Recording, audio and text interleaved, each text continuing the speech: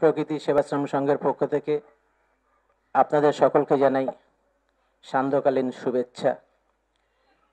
আজকে আমরা সবাই এখানে সমবেত হয়েছি শুভ ধর্মসভা উপলক্ষে। একে আমরা যে ভাষা দিয়েছি ভারত ধর্মসভা। আমি আজকে ইন্ট্রোডাকশন করাবো। আমাদের মধ্যে উপস্থিত হয়েছেন উড়িষ্যা থেকে আগত একজন বৌদ্ধ ভিক্ষু ভান্তে মিত্যানন্দ। উনি আজকে এখানে অনুষ্ঠান করছেন, ধम्मदेशना दान करबें। आज हम बांग्ला में बोलते हैं गाछे जल पाथरे नय। एक कहावत होता ना, गाछे जल पाथरे नय, माने पेड़ में पानी दीजिए पत्थर में नहीं। तो ये पत्थर में पानी देना कौन सिखाता है? आप सिखाते हो अपने बच्चे को, है कि नहीं? बच्चा नहीं जानता पत्थर, बच्चा को हमने ही पत्थर, ये पत्थर नहीं है, हमने सिखाते हैं ये देवी है, ये देवता है, जो भी है। आज अपने जो गाना गा रहे थे बहुत अच्छा लग रहा था, है ना, कि पत्थर को पूजा करते हैं और जिंदा को छोड़ देते हैं। ये सिखाता कौन है ना? वो हम ही सिखाते हैं। जब हम ही सिखाते हैं और बाद में वो बच्चा गाना गाता है पत्थर को पूजा नहीं करना चाहिए, जिंदा इंसान को पूजा करना चाहिए, गाना तो गाता जरूर, फिर जाके जय जी तो फिर वो गाना का क्या वैल्यू होता है बोलिए? वो गाना बहुत अच्छा गाता है ना, लेकिन वो करता कुछ और, क्योंकि उसके पास में प्रॉपर विजडम नहीं है ना। प्रॉपर विजडम का मतलब होता है जिसके पास अच्छे थिंकिंग प्रोसेस, डिसिप्लिन नहीं है। इसीलिए जो विजडम पार्ट है वो 3 साल है, उसमें उसका डेवलप करना है क्या? Discipline of intellect. बुद्धि सबके पास है इंसान से भी ज्यादा बुद्धिमान बहुत सारे प्राणी है। यहाँ पर शक्कर रख दो, चीनी रख दो यहाँ पर, थोड़ी देर के बाद चींटी आ जाएगा, लेकिन यहाँ चीनी है आपको पता नहीं है, लेकिन चींटी को पता होता है। इसका मतलब होता है कि आपका सेंसरी ऑर्गन से कई ज़्यादा एक्टिव सेंसरी ऑर्गन पूरे इंसान के, मतलब प्राणी के पास है ना। तो इंटेलेक्ट आपके पास सिर्फ नहीं है, इंटेलेक्ट सबके पास है, लेकिन आपको इंटेलेक्ट को डिसिप्लिन में रखना है। उसको बुद्ध ने कहा पन्या, विजडम। तो विजडम का मतलब होता है कि एक विजन बनना चाहिए। बच्चा का विजन तैयार होता है, इसलिए 8वीं से हर एक बच्चा तैयार करते हैं अपना फ्यूचर। हर एक बच्चा का फ्यूचर बनाने की समय जो है वो 8वीं से शुरू होता है, 8 क्लास से, फ्रॉम 8 क्लास, 10th या +2 से नहीं, 8 क्लास से बच्चा अपना तैयारी करता है मुझे क्या बनना है, तब जाके बच्चा जो है अपने लक्ष्य में ठीक से जा पाता है। तो आज जो ये 3 चीजें हैं, मतलब राइट विजन और राइट रिजोल्यूशन, ये 2 चीजों को मिला करके विजडम बोलते हैं।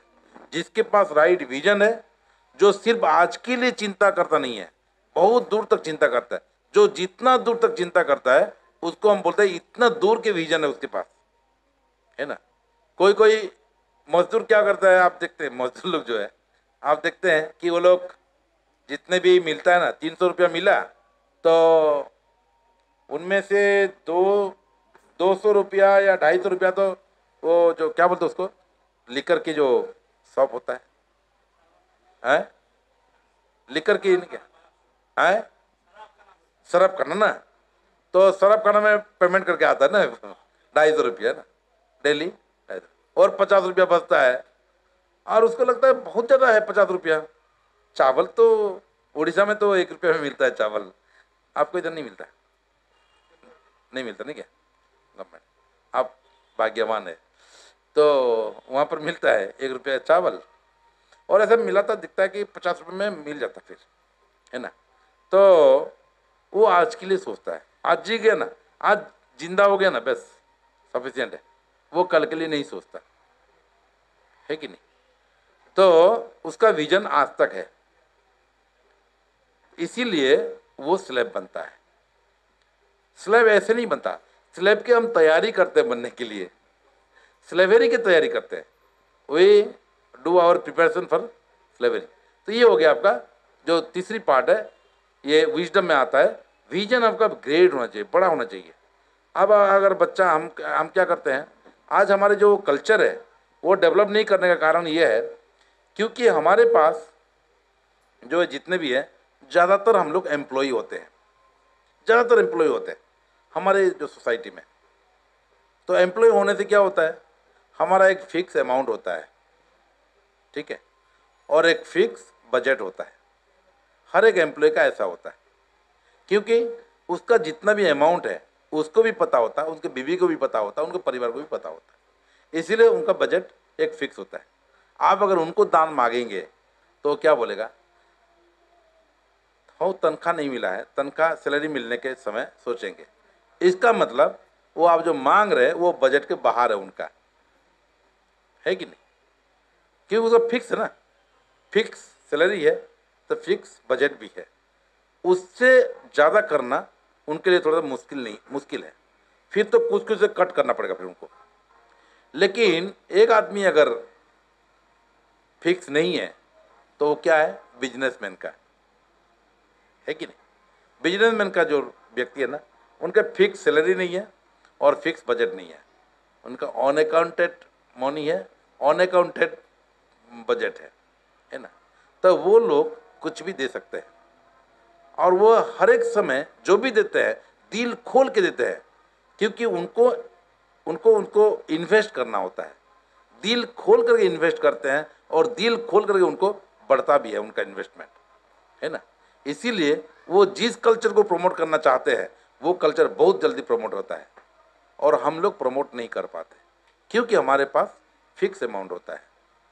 आज एक बुद्ध विहार बनाने के लिए भी हमको बहुत लोगों से, है ना, ये करना पड़ेगा। तो आप देखेंगे कि सब लोग कितना चंदा देंगे आप, लेकिन अगर कुछ बिजनेसमैन अगर मिल गए ना तो आपको तुरंत जो है ना फेंक देंगे, मतलब कोई ये देगा वो देगा, ऐसा करके एक एक बिजनेसमैन बना देगा क्योंकि उनको भी अपना इमेज बनाना है कि एक धार्मिक है। क्योंकि बिजनेसमैन जो है ना वो अपने इमेज को हर समय सुधारते रहता है ना। तो ये हम लोग बहुत ज़्यादा मतलब सोचते रहते हैं कि हम लोग को सिर्फ सैलरी करना, तो ये हो गया प्रॉब्लम। इसीलिए हमारा जो विजन है वो आज की है, हमारा लॉन्ग विजन होना चाहिए। और हमारा जो रिजोल्यूशन भी है वो एकदम निम्न मतलब कोटि की है, मतलब बहुत लो कैटेगरी है। हमको ज़्यादा रिजोल्यूशन भी हर साल हमको रिजोल्यूशन लेना चाहिए। हम बच्चों को ये 3 मेथड से सिखाते हैं।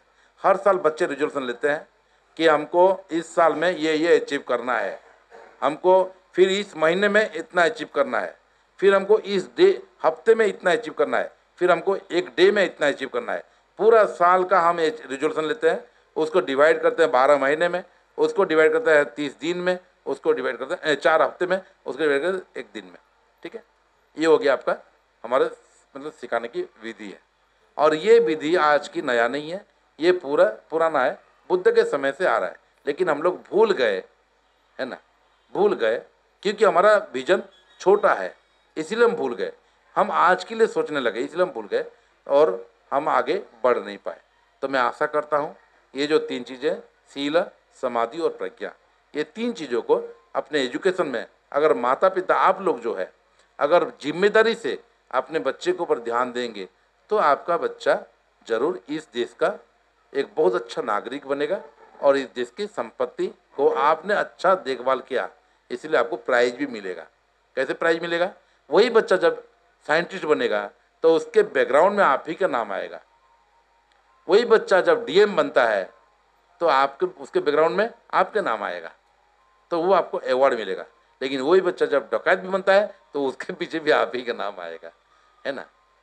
तो इसके ऊपर आज के दिन जो है मेरा यही मतलब विषय था कि बहुत ज़्यादा ट्रेडिशनल स्पीच देना, ये सब देना मुझे थोड़ा सा अच्छा जो है आजकल जो है प्रैक्टिकल हम होना चाहिए और वो बहुत ज़रूरी है।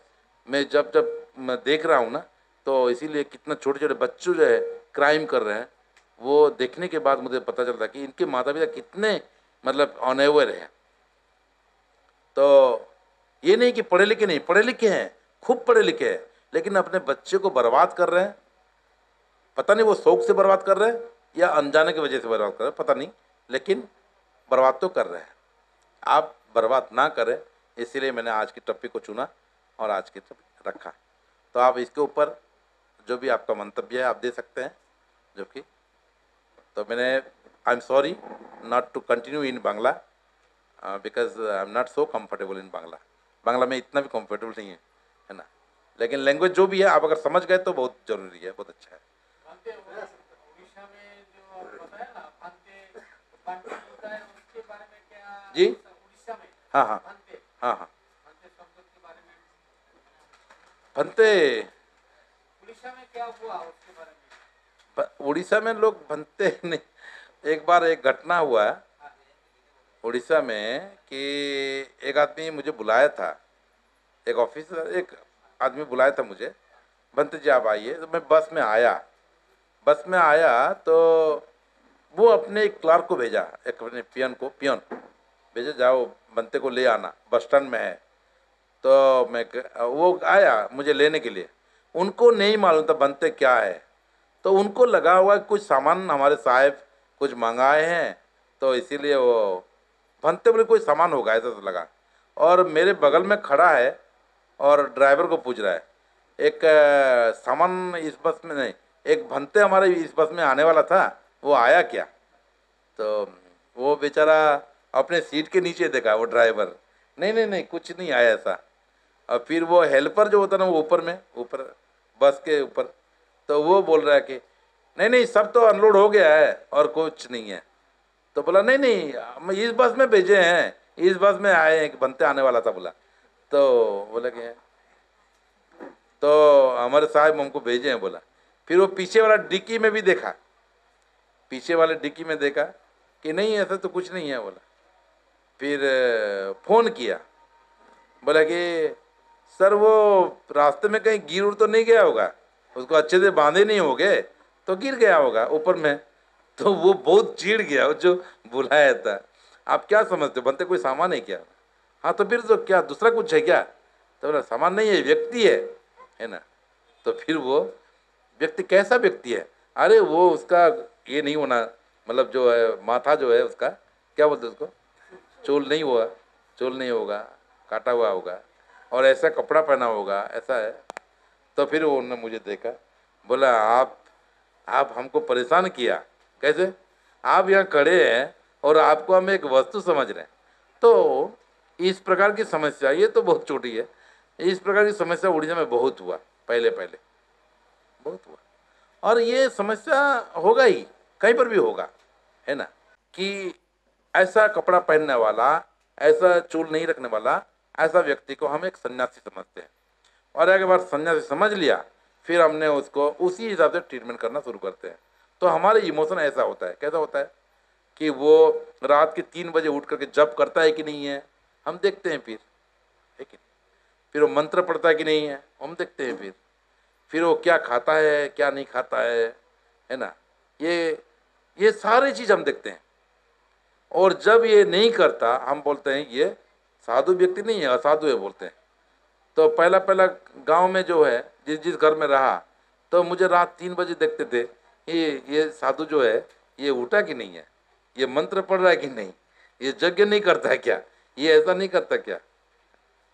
मुझे बहुत तकलीफ हो गया, क्योंकि ऑलरेडी जो रखे है ना दिमाग में, है कि नहीं। मैंने बोला कि मकान के ऊपर ज़्यादा ध्यान नहीं देना, इसका मतलब नहीं है कि आप सिर्फ झोपड़ी में ही रहो, ऐसा मैंने नहीं बोला। मेरे कहने का मतलब है मकान कभी बड़ा नहीं होता। मकान को हम मेजर करते हैं फीट से और मीटर से, लेकिन आपका हार्ट को मेजर नहीं होता। इसका ना तो फीट है ना तो मीटर है। आपको एक उदाहरण देता हूँ। हमारे जो स्टेट बैंक ऑफ इंडिया है या फिर जो भी बैंक है, उसका खुद का मकान नहीं होता। वो तो पैसे के लेन देन ज़्यादा करता है ना। सबसे ज़्यादा लेन देन कौन करता है पैसा का? स्टेट बैंक करता है ना, मतलब कोई भी बैंक, है ना। और उनके मकान वो किराए पे रहते हैं। उनके एम्प्लॉय भी जो है ना, उनके लिए भी क्वार्टर्स नहीं होता, बहुत कम होता है। कलकत्ता में होगा, भुवनेश्वर में होगा, ऐसे जगह पे होगा, ज़्यादातर नहीं होता। लेकिन आप पियन के लिए भी क्वार्टर होता है यहाँ पर, एक छोटा सा पियन के लिए क्वार्टर होता है, लेकिन एक स्टेट बैंक का मैनेजर के लिए क्वार्टर नहीं होता। वो कहीं पर भी किराया ले सकता है, स्टेट बैंक उसको पैसा देता है। क्यों? इसका क्या साइकोलॉजी है? वो तो चाहे तो बहुत पैसा है उसके पास, है ना, बना सकता है। आप देखना, जो भी बहुत बड़े बिजनेसमैन होते हैं वो भी किराए पे रहते पहले, है ना। कहने का मतलब होता है एक मैनेजमेंट होता है।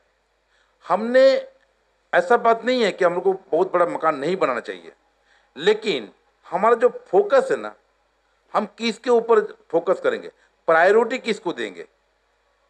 आज हम दो तरह की मूवमेंट है, एक है इंट्रोवर्ट मूवमेंट, एक एक्सट्रोवर्ट मूवमेंट है। जो आदमी सिर्फ अपने के बारे में चिंतन करने लगता है, अपने के बारे में चिंतन करने लगता है, तब वो क्या करता है, वो सिर्फ अपने खुशी के लिए, बाबा साहब अम्बेडकर जब घर बनाए, है ना, तो उसका घर बनाने की, वो भी बहुत बड़ा घर बनाए बाबा साहब अम्बेडकर, है ना, मुंबई में बनाए, दिल्ली में बनाए। तो उनके घर बनाने की मकसद क्या है जानते हैं? लाइब्रेरी बनाना है उनको। जो आदमी आप घर बना रहे हैं, क्या खाना खा रहे हैं, क्या पोशाक पहन रहे हैं, इस सारे का एक फिलोसफी होता है। ऐसा नहीं है कि आपको मना नहीं करते हैं, लेकिन उसके फिलोसफी क्या है, फिलोसफी को समझना बहुत जरूरी है। एक एक आदमी होता है, जहां पर जितना जरूरत नहीं है, जहां पर जरूरत नहीं है हम वहीं पर ज्यादा खर्चा करते हैं, और जहां पर जरूरत नहीं है वहां पर हम खर्चा करते ही नहीं है। तो वो गाछे जल नहीं, पाथरे जल गाछे नहीं हो गया। समझ गए?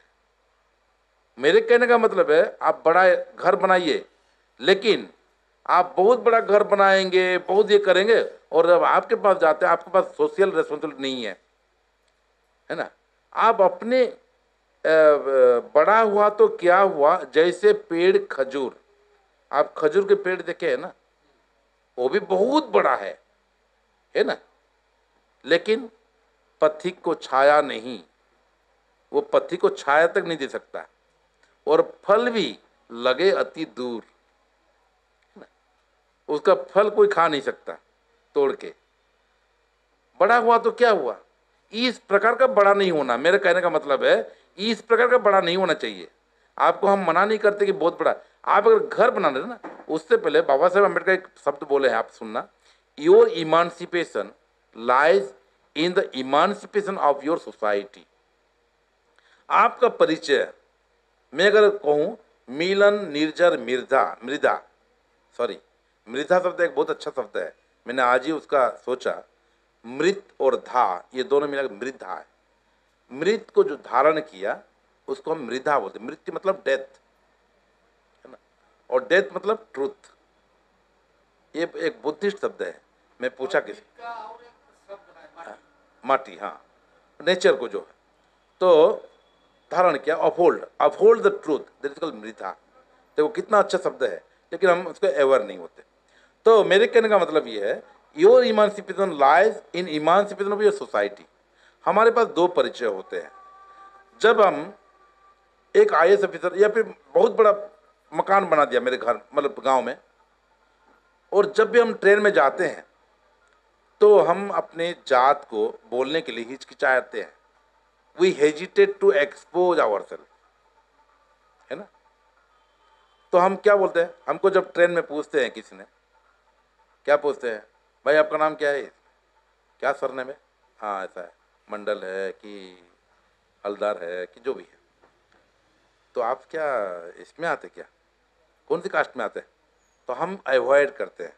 छोड़ो यार, आज के ज़माने में क्या है, कास्ट वास्ट नहीं है, हम अवॉइड क्यों करते हैं? बिकॉज ऑफ आवर जो है इन्फीरियरिटी कॉम्प्लेक्स हमारे अंदर में, हमारे अंदर में एक डर है, भय है। क्यों जानते हैं? आइडेंटिटी क्राइसिस है हमारे अंदर में। और वो आइडेंटिटी क्राइसिस क्यों है? क्योंकि हम खुद बड़े हैं, हमारा समाज नहीं बढ़ा है।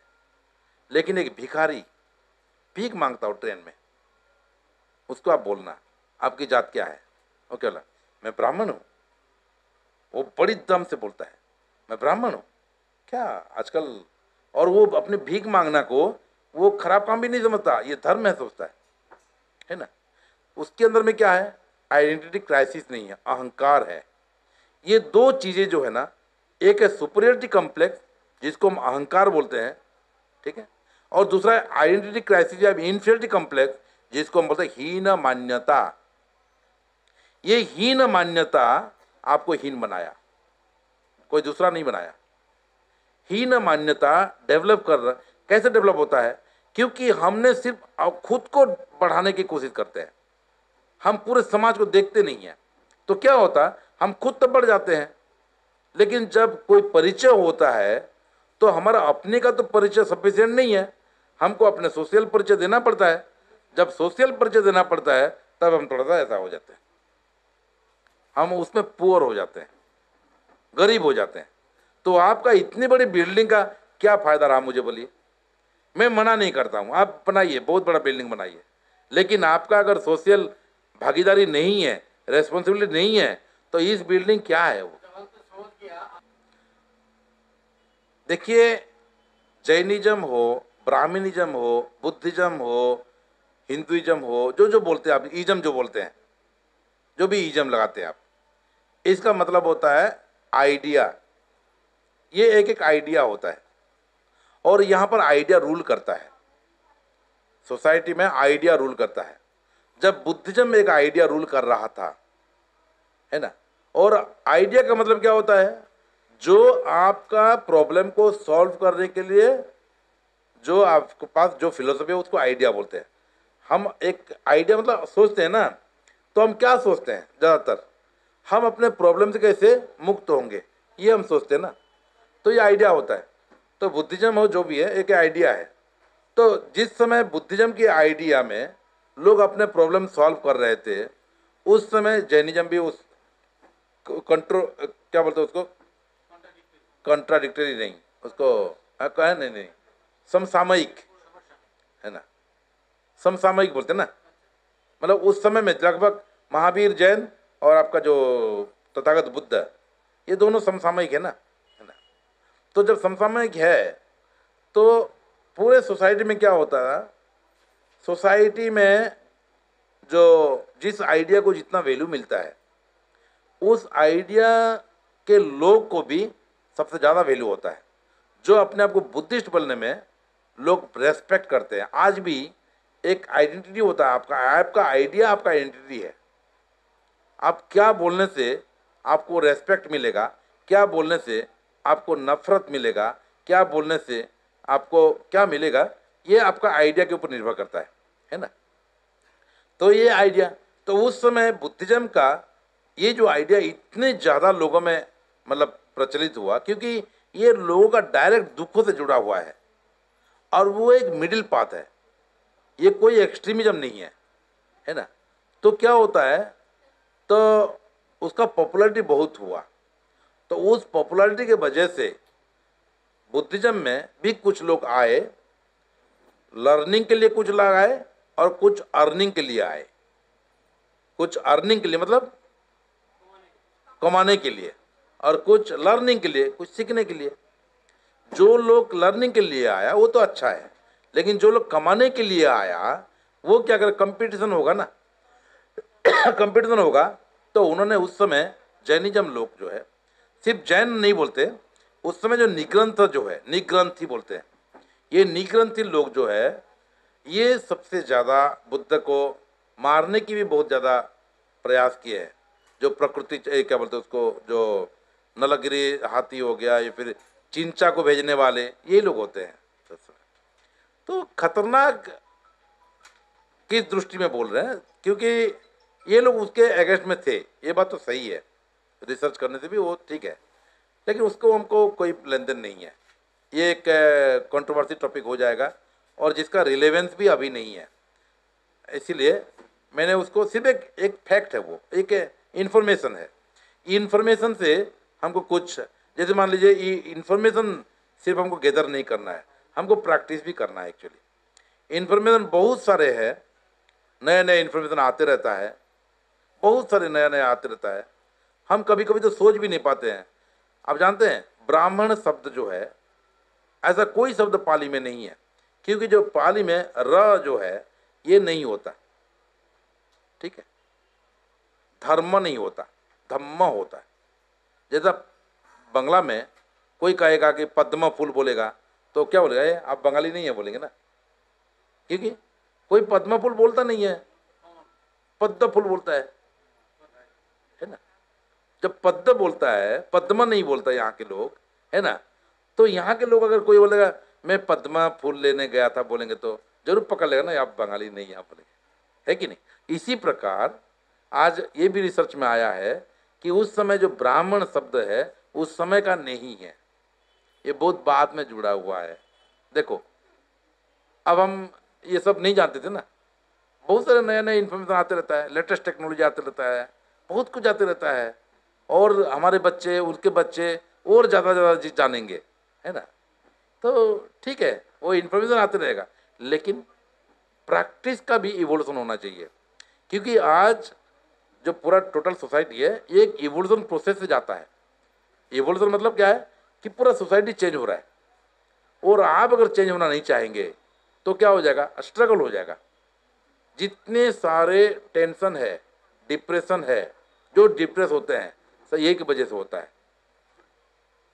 चेंजिबिलिटी के साथ अपने आप को एडजस्ट नहीं कर पाते, तब डिप्रेशन होता है।